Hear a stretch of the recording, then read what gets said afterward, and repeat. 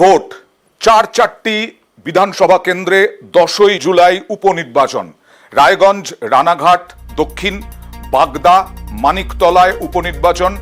13ই জুলাই 4 কেন্দ্রে উপনির্বাচনের রেজাল্ট। আর এই 3টি কেন্দ্রে সম্ভাব্য তৃণমূল প্রার্থী এখনো পর্যন্ত যা জানা যাচ্ছে, বাগদায় বিশ্বজিৎ দাস, রানাঘাট দক্ষিণে মুকুটমণি অধিকারী, রায়গঞ্জে কৃষ্ণ কল্যাণী। 3 বিধায়কই বিজেপি ছেড়ে তৃণমূলে যোগ দিয়েছিলেন। তাদের লোকসভায় প্রার্থী করে তৃণমূল, বিধায়ক পদ থেকেও পদত্যাগ করেন, তবে 3 জনেই হেরে যান। এবার তাদেরই এই 3 কেন্দ্রে বিধানসভা উপনির্বাচনে প্রার্থী করতে পারে তৃণমূল। তবে মানিকতলা আসনের প্রার্থী কে, সেটা চমক থাকতে পারে বলেই মনে করা হচ্ছে।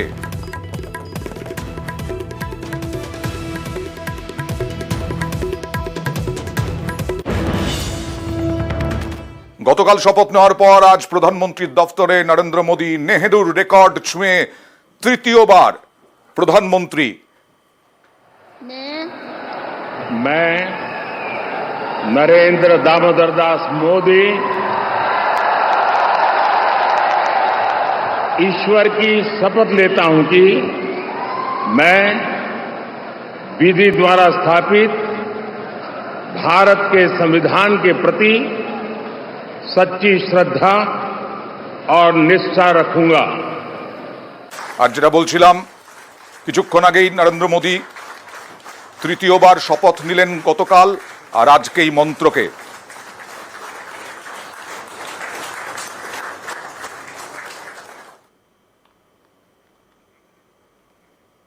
পুরনো টিমেই আস্থা নরেন্দ্র মোদীর। ফের মন্ত্রী রাজনাথ, শাহ, নির্মলা। আজ বিকেল 5টায় নতুন মন্ত্রিসভা, 72 জনের নতুন মন্ত্রিসভার বৈঠক। এবার নজরে মন্ত্রক বন্টন। সম্ভবত আজকেই মন্ত্রক বন্টন হয়ে যাবে প্রধানমন্ত্রীর দফতরে। নরেন্দ্র মোদী গতকালই শপথ নিয়েছেন। আর যা নিয়ে বারবার বিরোধীরা বিজেপিকে বেঁধে, তা হলো মোদীর মন্ত্রিসভায় এবার মহিলা মাত্র 7। লোকসভায় 38% মহিলা প্রতিনিধি তৃণমূলের। মোদীর মন্ত্রিসভায় 72 জনের মধ্যে মহিলা মাত্র 7। মন্ত্রিসভায় 30 পূর্ণমন্ত্রীর মধ্যে শুধু 2 জন মহিলা। স্বাধীন দায়িত্বপ্রাপ্ত 5 আসনে নেই কোনো মহিলা।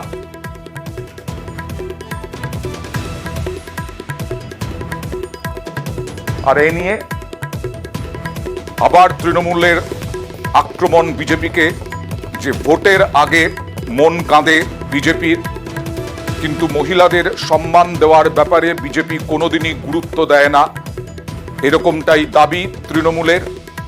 পাল্টা বিজেপির দাবি যে মহিলাদেরকে তারাই যথেষ্ট পরিমাণে এই বারের মন্ত্রিসভায় জায়গা দেওয়া হয়েছে।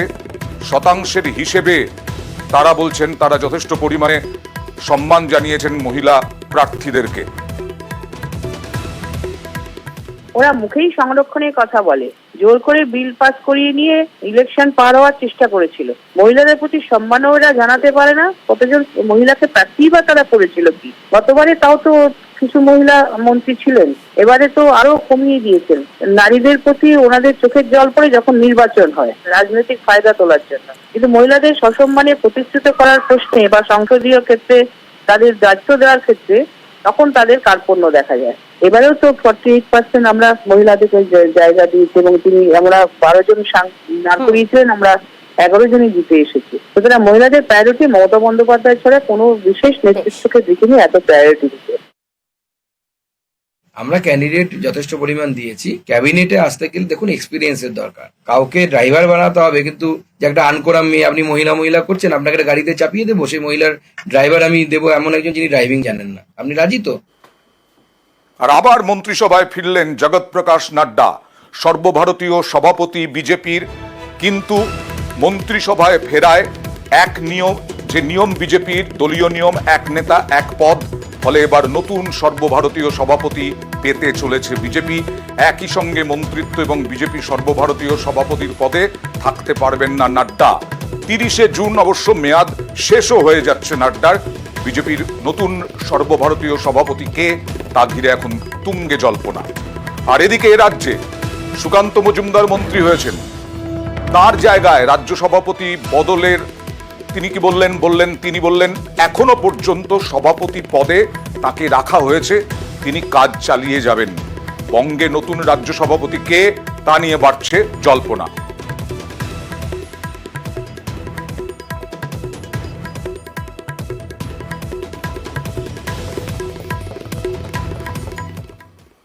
আর মণিপুরে হামলা চালালো হলো আবার, এবং আগ্নেয়াস্ত্র নিয়ে হামলা মণিপুরে মুখ্যমন্ত্রী এন বীরেন সিং, তিনি যাওয়ার কথা ছিল আগামীকাল জিরিবাম জেলায়। তার আগে নিরাপত্তারক্ষীরা নিরাপত্তা ব্যবস্থা খতিয়ে দেখতে গিয়েছিলেন, আর সেই কনভয়ের ওপরেই হামলা চালালো জঙ্গিরা। জিরিবাম জেলার কে সিনাম গ্রামের কাছে হামলায় আহত 2 নিরাপত্তারক্ষী। কথা বলবো প্রতিনিধি নিলয়ের সঙ্গে। নিলয়, তুমি বলেছিলে যে ক্যাবিনেটের বৈঠক করবেন এন বীরেন সিং, আমরা দেখলামই তার বক্তব্যে, এবং তারপরে সিদ্ধান্ত নেওয়া হবে। এখনো কি বৈঠক হয়েছে, কোনো সিদ্ধান্ত হয়েছে? না, এখনো বৈঠক হয়নি, কারণ মুখ্যমন্ত্রী সাইদা হসপিটাল যেখানে জখমি 2 জন জওয়ানকে দাখিল করা হয়েছে সেখানে গেছিলেন উনি, তো তারপরে থেকে বাড়ি গিয়ে তারপরেও ক্যাবিনেটে বসবেন।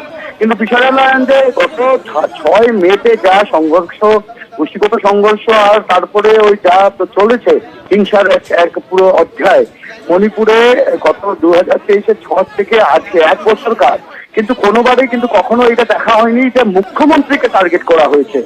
এই একটা কিন্তু একটা ক্লিয়ার ইন্ডিকেশন, একটা মেসেজ দিতে চেষ্টা করেছে উগ্রবাদী সংগঠনটা। বলা হচ্ছে কুকি সংগঠন জড়িত আছে এটার পেছনে, তো সংগঠনের তরফের থেকে কিন্তু একটা ক্লিয়ার মেসেজ দেওয়ার চেষ্টা করা হচ্ছে যে মুখ্যমন্ত্রীকে ডাইরেক্ট টার্গেট করে, মুখ্যমন্ত্রীর সুরক্ষার বেষ্টনীকে টার্গেট করে একটা ব্রিচ হয়েছে, সেটা টার্গেট করে একটা সংকেত দিতে বা একটা ক্লিয়ার মেসেজ দিতে চেষ্টা করেছে যে মানে এই জিনিসটা কিন্তু এই পুরো ব্যাপারটা মণিপুরে যা হচ্ছে গত 1 বছর ধরে প্রায় 300 মানুষের প্রাণহানি হয়েছে, প্রায় কত হাজার মানুষ বিস্তাপিত হয়েছে, মিজোরামে আছে, কেরালায় গেছে, আসামে আছে।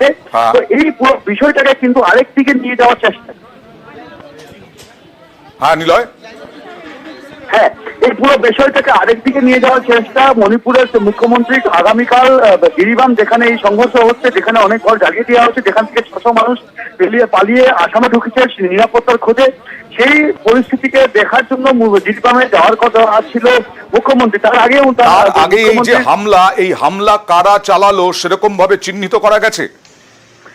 বলা হচ্ছে সংদিগ্ধ কুকি উগ্রপন্থীরা এখানে জড়িত আছে। কুকি উগ্রপন্থী জড়িত আছে মানে কুকি কথা হলো যে ব্যাপারটা হলো যে মিয়ানমারের সাথে মণিপুরের যে বড় একটা লম্বা বর্ডার ছিল আছে, ওদের কুকি মিলিটেন্টরা ওই মিয়ানমারের থেকে মণিপুরে ঢুকে, মণিপুরের থেকে চুরাচাঁদপুর এরিয়াতে পুরো কুকি ডমিনেশন ওখানে থাকে, তারপরে এসে এই কুটাঘাতগুলো সংগঠিত করে আবার পালিয়ে চলে যায়। এই গতিকে কেন্দ্র সরকার আর মণিপুর সরকার বলেছে পুরো মণিপুর আর মিয়ানমারের বর্ডারটা ফেন্সিং দেওয়া হবে, আর FMR ফ্রি মুভমেন্ট রেজিমেন্ট যেটা আছে, মানে ওদের থেকে মানুষ এখানে নির্বিঘ্নে ঢুকতে পারে, যেহেতু অনেক মিয়ানমারের কুকিরা ভারতবর্ষের স্কুলে পড়ে আর অনেকে কাজ করতে আসে, তো সেখানে ফেন্সিং দেওয়া হবে, সেটার একটা প্রতিবাদ হচ্ছে। তো অনেক কিছু এখানে জড়িত আছে, কিন্তু একটা ব্যাপার যে সংঘর্ষ বিগত 1 বছর ধরে চলছে সেটা কিন্তু এখনো শান্ত হয়নি, আর নির্বাচনের ফলাফলের পরে আবার মণিপুর জ্বলতে আরম্ভ হচ্ছে। আমরাও পদক্ষেপ কি হয় সেদিকে তাকিয়ে থাকবো, কারণ নিলয় আমাদের প্রতিনিধি যা বললেন তাতে এই প্রথম মুখ্যমন্ত্রীকে টার্গেট করার চেষ্টা। মুখ্যমন্ত্রী আগামীকাল যাওয়ার কথা ছিল জিরিবাম জেলায়, তার আগে নিরাপত্তা খতিয়ে দেখতে গিয়েছিলেন জওয়ানরা এবং কনভয়, সেই কনভয়ের ওপরে হামলায় আহত 2 নিরাপত্তারক্ষী। কে সিনাম গ্রাম, জিরিবাম জেলার কে সিনাম গ্রামের কাছে এই হামলায়। Is very unfortunate and highly condemnable, and it is an attack directly on the Chief Minister, means directly on the people of the state. So state government has to do something. So I will take a call of my all colleagues and I will take a decision.